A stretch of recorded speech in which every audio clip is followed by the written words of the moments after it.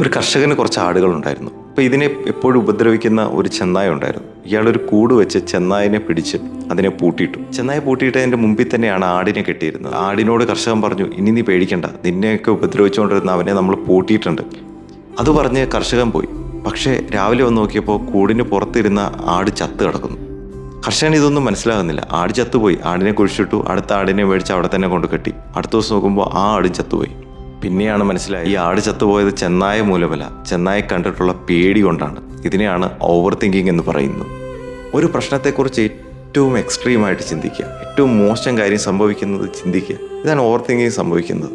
പ്രശ്നത്തെക്കാൾ കൂടുതൽ നമ്മുടെ മനസ്സിൽ മൊത്തം ഇമാജിനേഷൻ ആയിരിക്കും. ഇങ്ങനെ സംഭവിക്കും, അങ്ങനെ സംഭവിക്കും. ഒരു പക്ഷേ ഇതൊന്നുമല്ല നമുക്ക് വേണ്ടി വെച്ചിരിക്കുന്നതെങ്കിലോ, ഇതൊന്നുമല്ല സംഭവിക്കാൻ പോകുന്നതെങ്കിലോ. ഇതൊരു ഹാബിറ്റായി ബ്രെയിൻ നമ്മളെപ്പറ്റി ചെയ്യിപ്പിക്കുന്നതാണ്.